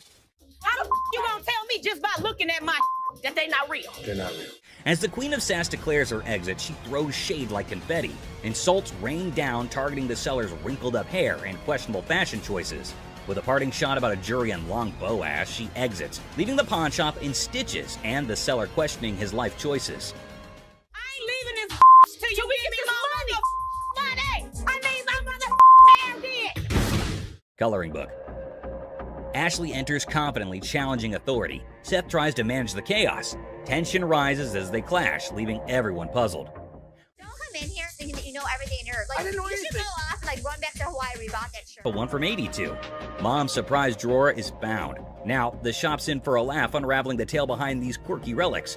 From 1962 and up. Laugh out loud scene as the seller confesses to buying a Frank Zappa coloring book at 25, never cracking it open. For cash, the quirky relics become the center stage for a funny exchange in the pawn shop. The negotiation dance continues as the seller justifies prices, leaving room for haggling. Tension rises comically as the buyer feels snapped at. The shopkeeper offers a research break, declaring, "I'm not in a hurry," in this pawn shop sitcom starring quirky characters. She hilariously expresses her dismay, accusing the customer of rushing and shoving a phone in her face, suggesting he adds value nowhere and jokes about returning to Hawaii. The banter continues as another worker calls out Ashley for being rude. The workplace comedy unfolds with quirky characters and witty comebacks. You don't add value to the organization. I have one. Well, thank you so much. But the next time you send my paycheck, you can tell me how to. Free grab. The girlfriend decided to pawn her boyfriend's Xbox, and now he's on a crusade to rescue it. Lesson learned, right? Pawning is such a brilliant way to solve everything. My girlfriend, she came up here and she got rid of my Xbox 360 and I came up here to get it back. Okay, do the ticket? No, I can tell you. No cash. On the receipt, it says no cash refund. One more problem that's really key to this whole thing. These are fake. Everything got off to quite a normal start until the lady customer was asked about the receipt. Yeah, apparently she was looking for a pass on that. Talk about being delusional. Two options. You pick whichever option you want. You can leave. No, I ain't going no where. Second option is you can get the receipt and then Ain't no finish receipt. listening. It ain't no receipt. Finish listening. No. It's time to leave. I'm not going nowhere. It was like a verbal storm. As far as her reaction goes, well, let's just say it was quite the showstopper. Let's see how Ashley handled the situation. This is Joe. How you He's doing, gonna show you to the front door. Wait a minute now. Get your hands off. I guess Don't you'll mind leave. I'll be back. I'll be back. See you then. Little ass baby, you need to go get fed right quick. Con artist. Guard. In a sadistic twist, a customer enters waving a $100 bill, claiming it's for bail. Oh boy, let's see what she has on her buying list. Let me see this right here. This will be good. Okay. This one. This is really pretty. Okay. That's really pretty. It's really pretty. Good on you. It was 100. 100. I'll take it. Okay. So this woman falls in love with an item, but you would not believe how she decides to pay off. What a classic move of pawn shop antics. It's a $100 gift card. These are not our gift cards. What would you call it? These are preferred customers. Right. So these are VIP cards. A gold card allows you discounts on the sales floor. You can't swipe this card and apply $100 on it. Seems like this woman had her fast one playbook already at the pawn shop. But hey, who can predict the wild escalations life throws our way, right? Somebody want to buy a preferred gift card? You have got to get out. Y'all better get this lady because I ain't got nothing. Please, Nobody don't got time for this. Yo, get this old ass lady. You better get my mother. Looking for a boyfriend. A girl visits the pawn shop on the hunt for her beloved boyfriend. Can you guess where she might find him? Oh, you got it. It's none other than the store itself. Talk about a stroke of genius. I'm sorry, but who are you? Just get him for me. And so what's this regarding? He's my boyfriend and he's not paying child support. You're his That's who I am. girlfriend? Yes, I need him. So don't you have a cell phone number? Can you just get Chad, please? I do have a Chad that works here, but I don't have time for this today. Our girl meets Seth, who's in a funny mood today. Get ready for a humorous encounter that'll surely make you laugh. It's time for some entertainment. Come on, grab Chad for me. His lovely girlfriend's here. Like, I got all day to just be wasting my time. This young lady would like to see you. That's not him. Y'all playing games with me now? That's Chad. No, that's not. Then I don't know. I know who I sleep with. What? This lady is out of her mind. Well, apparently, lady, they've got the wrong Chad, so you better take your business elsewhere. Or you've just started looking like a scammer. It's going nowhere fast. Oh, you're talking about Chad, the tall guy with the waves. Yeah, Chad. He just went outside. He's right out there. Y'all want to sit here and play with me? If this was Chad's girlfriend, I have one piece of advice, Chad. Run away. Where the he at? Watch that. Tressa, the ex-employee, decides to stroll back into the pawn shop with a Rolex watch in tow. Guess what? It's the one her boyfriend paid for. The guy that bought it for you disputed the credit card. No, he didn't. Here, I can put him on the phone for you. Hold on, Tressa. He did dispute it. You've never been paid for the watch. I can give you a loan today for $1,000, but Things heat up quickly between the ladies as Tressa and the shop owner engage in a fiery exchange. How about we skip everything to the dispute paperwork? They mailed him a piece of paper to close the dispute. do you have the form on you? No, but I can call him. Okay, so when you get the form, I can give you a loan for the $1,000 on the watch. So I can give you the loan for the $1,000. That's stealing. Disputed. It's not fully paid for right now until we receive the paperwork. You're wrong right now. Now, let's all hope she can gather her dignity and retrieve that slip to claim her hard-earned cash from the pawn shop. It was time for a little redemption. Let's do the $1,000 loan, and then I'll be back with the paperwork. Honest to God, you are so wrong. Not a nice person. That's nice to say to your. How old are you? Look how you're treating me in front of my kids. Can only afford 10. Now she shares personal struggles as a single mom. They agree on a $5 down payment with the rent. As Ashley assists the customer to her car, the customer accuses her of scamming Ashley, bewildered by the accusation, and even offered her a job. The situation ends with some confusion and disbelief. Continue not to go smoothly for Ashley as she faces the wrath of an impatient customer. Despite her attempts to redirect, the customer insists on bypassing the line. Now Ashley, cornered by absurdity, attempts to salvage the situation with humor and fails miserably. Hi. How you doing? Good. How are you? This like chinchilla to you? How much did you spend? Do you remember that? There was a lot of cash, a lot of money. Okay. I didn't sell you this. You sold me this. Ashley faces a furious customer. The customer, seeking a chilla scarf, discovers that he's been bamboozled with the bunny instead of the luxurious chinchilla that he desired. Grip, it's not a handshake, it's a ton of cash. Do you have your receipt? I don't have a receipt. Man, you sold me this bull for real. I ain't leaving here until I get my damn money back. Bunny right there. I wish this bunny would just... See this? Look at it. Just flying through the... As the drama unfolds, Ashley denies the accusation, stating the chilla is actually a bunny. Now the customer's girlfriend confirms the fluff faux pas, tossing the rabbit back. The receipt? It's apparently tucked in a peculiar location. Look at that. Ain't nothing chinchilla about it. I want my money now. It's time to go, sweetheart. All right, you can take that home if you want to. But I want my money, that's all. Have a good day. That was nice on you. Whatever, man. Around your neck. That's some old ass. Amidst the chaos, the customer adamantly demands a refund while comparing the bunny to Bugs Bunny. Now, Ashley remains unfazed, suggesting the bunny be taken home as a consolation prize. But the customer's not having any of it. This bunny's not hopping away from the dispute. I'm not wearing that old ass. That was a good shot right there. You play basketball? I'm not wearing that old ass, man. Have a good day. You too. I want my money. Man, I spent good money up in this bitch. Why you so violent, girl? Go on up out of here. Try to be nice to you. Now you're gonna leave it? You wear that. In a final showdown, Tippers Flair and Ashley bids adieu to the irate customer, but not without some sass and a failed attempt to pawn off an old scarf. The customer exits empty-handed but full of fury, leaving Ashley to ponder the quirks of pawn shop life, mentioning ZZ Top's enduring presence. ZZ Top is still in Detroit. And an unexpected... I can go $10. $10? $10, yeah. Another day, another bizarre encounter in the pawn world. Seth the dealer greets a man approaching with an earring emergency because his little red Corvette broke down. Classic. Seth in awe asks who he is, but the man's response? A mystery. Well, I guess it's time to cue the Prince theme music. Now you're just No, it makes sense. being a I am being a Yeah, well, because you know. brought in a fake. The truth hits hard like a guitar riff. It's an imitation earring.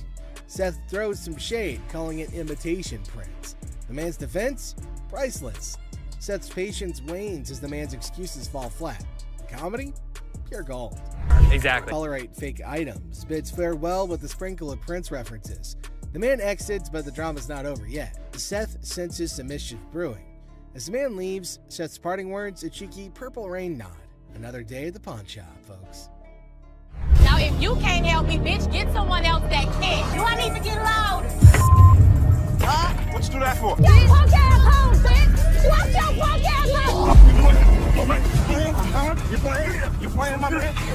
Lisa, who claims they're old pals from the pawn shop world. Ashley's face is a mixture of confusion and amusement as she tries to recall Lisa from the past. It's like a game of memory gone wrong, with Lisa insisting that they're besties while Ashley's scratching her head, wondering if she's entered the twilight zone of pawn shop encounters. Like instant unconditional love for me. She doesn't know me.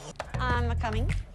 Lisa's affection for Ashley kicks into overdrive, leaving poor Ashley feeling like she's in an episode of a pawn shop soap opera. Lisa's suggestion of exchanging numbers adds a sprinkle of awkwardness to the mix, like a sitcom scene gone awry. I do like you. No, you lied. I mean, it's just a suggestion. Ashley gives into the madness, agreeing to pawn Lisa's chain with a smile plastered on her face. It's the kind of absurdity you can only find in a pawn shop where deals are made amidst deliberations of unconditional love and compliments about dental hygiene.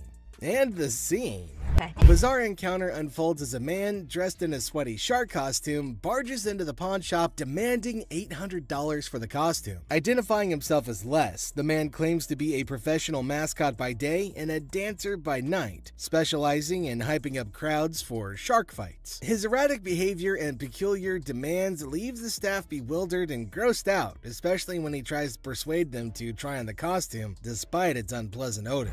And his demands, insisting that the costume is unique and irreplaceable, despite comparisons to generic Halloween costumes. To demonstrate its allure, he persuades an employee named Rick to try it on, claiming that it'll make him feel empowered. But then something strange happens. Another worker interrupts, reminding Les of an earlier deal and pushing him to speak with his father. The customer becomes more hostile and threatens the crew with horrific imagery as tensions rise. Actions become intolerable. A tumultuous altercation ensues, setting off a dramatic sequence of events. The crew doesn't know what to do with the sweating half-naked man because nobody really wants to touch him. The staff ultimately gets Les to leave after a lot of berating and threatening, but not before one last round of obscenities and threats. Ultimately, the customer storms off, leaving behind his costume as a bizarre reminder of You pick it, mother. Your side. Pick it, mother. Do it. Hey. The sassy black woman strolls into the pawn shop, her demeanor already hinting at frustration. She approaches Ashley, the pawnbroker, with an air of annoyance evident in her voice as she recounts her misfortune of having her car vandalized. Pawned my necklace kinda pissed off, you know, some little hating ass bust out my windows of my car, she vents. Now she's here to cash in on her necklace, a purchase she once valued at $400, now looking to squeeze out $200. But Ashley's response isn't what she expected. Instead of a quick agreement, Ashley questions her authenticity of the necklace's diamonds, setting the stage for tension to escalate. My necklace,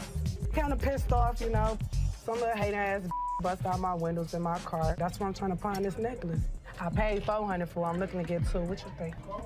Why you say that? I just said, So when you bought this, what were you told that it was? Diamonds. They're not. Them real diamonds, boo. I just told you I had a piss up, and you telling me that you ain't gonna give me $200? The customer's irritation boils over as Ashley challenges the necklace's legitimacy. First of all, you're coming in here with an attitude, Ashley asserts, further provoking the already incensed customer. The situation teeters on the edge as the customer warns of repercussions from her youngins in the neighborhood. But just as tempers flare, the security guard intervenes, attempting to defuse the escalating confrontation. However, the customer's retort claiming the diamonds are breathing only adds fuel to the fire, exacerbating the friction between her and Ashley. Okay, first of all, you're coming in here with an attitude. I don't get. Well, I'm not interested in this. If you keep playing with me, I won't get real mad. This is a recession. Hey, I need the mother money, all right? Is you gonna give me the money or not? I got some young that'll come in the hood, tear it up. What are you gonna do? Is that the security guard? Let me explain to you something. This is fake.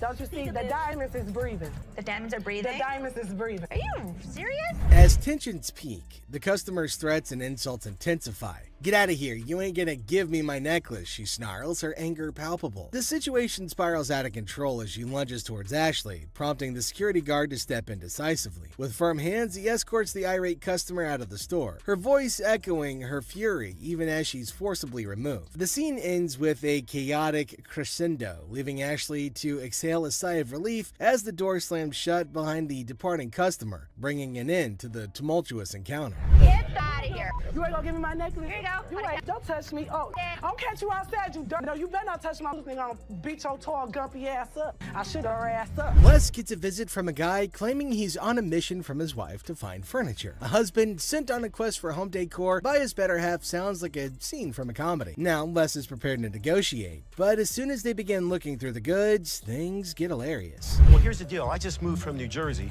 My wife and I. We just bought a house, and she sent me here. She said, see what you can pick up. Perfect. Let's find some.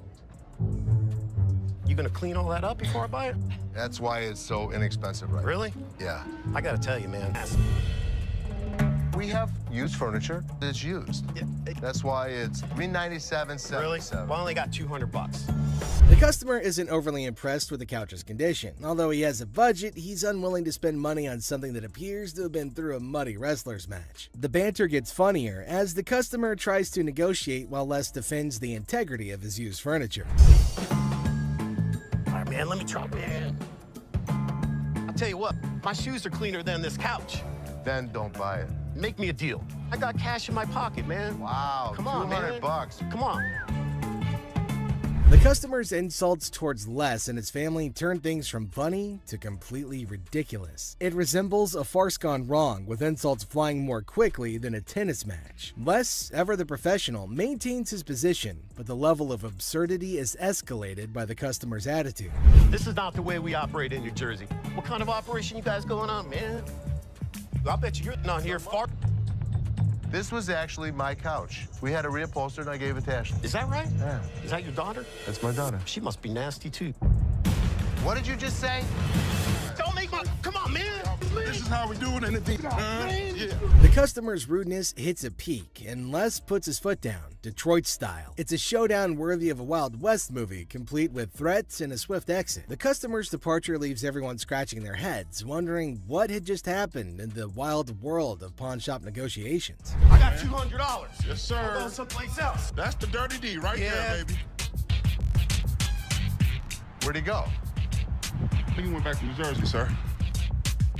In this wild pawn shop showdown, a woman marches in ring in hand like she's about to solve the mysteries of the universe. While she's trying to pay her past due rent, her diamond ring steals the show. Like a souffle in the microwave, the tension increases with every second that goes by. A heated discussion regarding the truthfulness of the ring is started when the pawnbroker examines it with some suspicion. The woman demands $200 like she's negotiating world peace, but the pawnbroker's offer of $80 sends her into orbit faster than a rocket with a grudge. The air crackles with sass and disbelief, leaving everybody wondering if this ring is ever going to find its way home.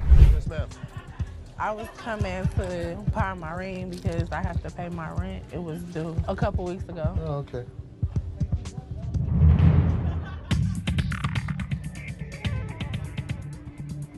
Why you keep looking at my ring like $80? $80. I'm not just about to let you have this for $80. And I paid $500 for this ring. I mean, what, you want the studs on my lip or something? But I'm saying you gonna give me $200 though. That's the only way I'm gonna. So you gonna give me $200 or not? The woman drops a bombshell just when you think the drama's reached its climax. She hasn't given up her ring for pennies. She challenges the pawnbroker to either pay her $200 demand or face the repercussions. It's similar to seeing a high-stakes poker match, but with more bills that are past due and, lip studs. The standoff reaches its zenith in tension greater than that of a family-sized lasagna, and everybody's left wondering who's gonna blink first.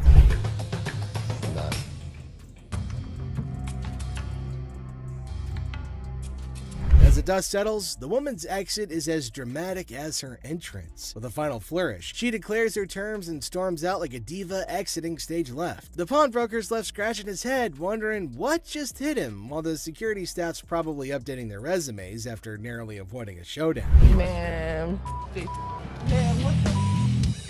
She can go. She can go. Thank you. This woman could not keep control of herself. I don't know what the hell her problem was. I don't accept that kind of behavior.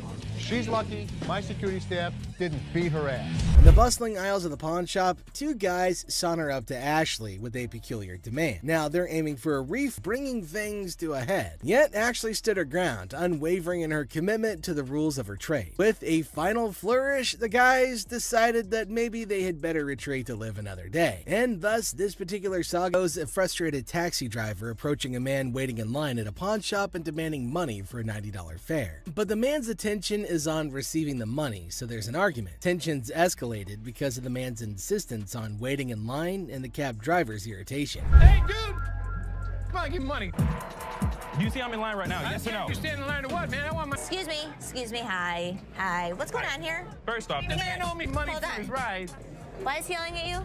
Because I owe him money. I am in line to get the loan for the car. The situation takes a comedic turn when a third party, including Ashley and Byron, unaware of the initial conflict, intervenes. Confusion ensues as they try to understand the situation, with the cab driver emphasizing his need for payment while the man remains determined to wait for his turn in line. The introduction of the man's girlfriend in the cab adds another layer of chaos to the mix. Report? Yes. Okay. Supposedly, the cab driver dropped this guy off here because he wanted to get money for his jewelry to pay the cab driver. Yes or no? About it. What are you going to do? You want me to drop you right here? I'll drop you like a used rubber. Get in your car and go. Get in your car. You know what? I have the best idea. I will buy you a cab. He can be out his money because he's demanding it. Les naturally balks at the request, stating that he can't offer that much. But the customer then starts negotiating, asking what she needs to do to get the $500 that she wants. Hi, I'm Les. Nice to meet you. Sure. I'm looking to get rid of this. How much did you want for the TV? I want $500 for it. That's what I was thinking. We actually sell them for under 250 bucks. Okay. So I could give you 100. 100? 100. I need $500. And I wish I could give you 500. What do I gotta do to get you to give me $500? In a comedic turn, the customer suggests her breasts as a bargaining chip, asking if they're worth $500 to Les. Les, to his credit, responds with a little bit of a bemused expression, indicating, sorry lady, they're not. The customer confidently asserts that her breasts are valued at $7,500, but Les remains unimpressed. He remarks on her attempt to negotiate with her boobs and expresses disbelief at her strategy. The customer, undeterred, insists that she never played dumb before provocatively suggesting that she's all there by flashing her breasts. Are these worth $500 to you? Not really.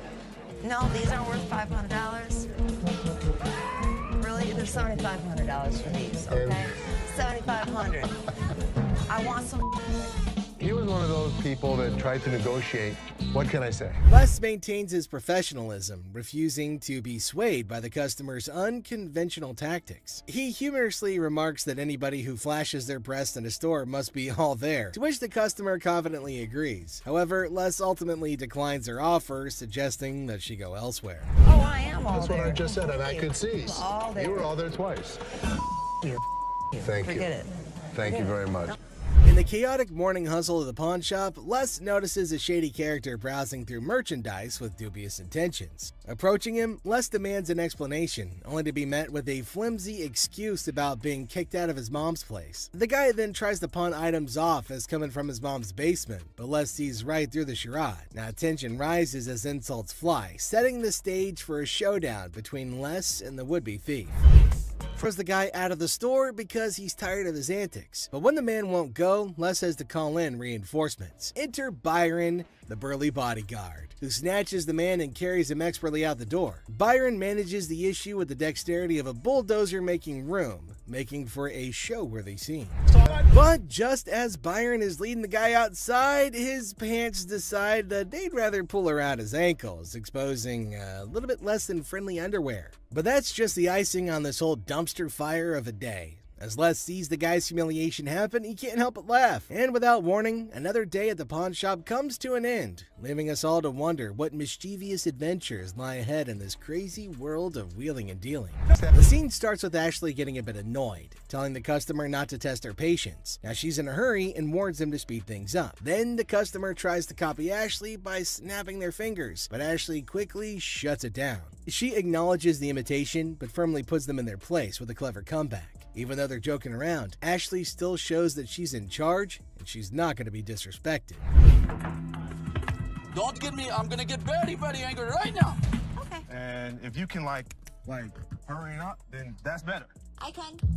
Hurry it up. Okay, you ain't gotta snap the fingers, sweetheart. I was just imitating you. Okay, but you ain't gotta go that far. You behind here. Oh. Okay. I don't really have all day for this.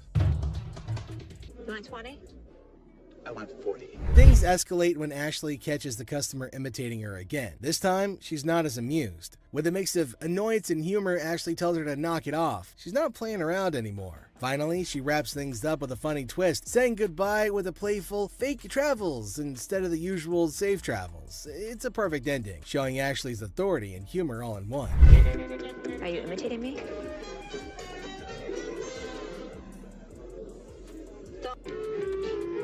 Safe travels. Safe travels. The customer, hopeful for a good deal, brings in an item to pawn. Despite his expectations, he's offered only $20, leading to frustration and disbelief. Yeah, man, I'm trying to see how much I can get for this. I'm trying to get at least 100 for it. I might have got 20 times, but I won't be able to get that for it. So how much can you give me? $20? What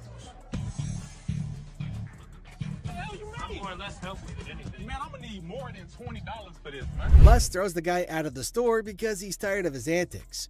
But when the man won't go, Les has to call reinforcements. Enter Byron, who snatches the man and carries him expertly out the door. What's your offer, Jay? 20, which is probably more than I would even offer him.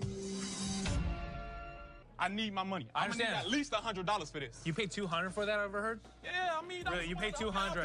I'll sell you like 4 of them. I need more than $20. Why is there more staff out here? And I see another irate customer in line. That's all I'm giving you. Period. Despite attempts by other staff members to calm the situation, the customer's anger continues to mount. Profanities fly as the customer remains dissatisfied with the offered amount. I'm the manager. Oh, you are the manager. I'm the manager. You're the manager. $20 for this. I've been waiting for an hour. And yeah, take your out of here. How about 100? You can give me what the I'm gonna do with $20. Don't know. I need more than $20. I had to calm this situation down. Take your out of here. $20? What the I'm gonna do with $20? Final profanity-laden outburst. A new manager arrives at the pawn shop, surprising the Gold family, and they introduce themselves and express their eagerness to help out. Now, despite initial confusion, the Golds agree to give them a chance and see how their first day goes. When I worked in sales at a bank, I was in charge of tailoring the products to the customer's wants. So I'd like to think that marketing is one of my strong suits. You like those? Like I said, they're durable, very inexpensive. What do you guys want to do? Do you want to purchase or put them in layaway today? Definitely. All right, I'm so excited. I got my first sale. So what do you think? I love it, but I'm not really sure how comfortable Ashley is about me coming in. You know, I'm really not worried about Ashley. Did you know about this? Good luck, Ash. Have fun, co-manager. The new manager showcases their sales skills, confident in their ability to tailor products to customers' needs. Despite their apparent enthusiasm, several family members question the comfort level and suitability for the position. We go from 9 to 12. You'll never get what you paid for. You're probably right. Yeah, why don't I just move away? What is he doing? He's teaching her the business. Teaching her to take over? They're not going to get more than $1,500 anywhere else. I can guarantee that. Great. Wow. The new manager and this customer are currently negotiating prices over a deal. And while the new manager insists that the deal's a good one, tensions start to rise as the customer questions the offer. Meanwhile, the Golds observe the situation with uncertainty. A guy strolls in all casual, claiming he scored these concert mics from a crowd toss-up. Seth, in disbelief, questions the absurdity of magically finding zipped-up mics in a wild crowd. Cue the suspicious eyebrows. Keep an eye on him. Hi, how are you? I'm from American Jewelry. I have a gentleman down here who is trying to sell me some microphones. Are you missing some? Exactly, I've got them. You're gonna need to come down here. All right, thanks.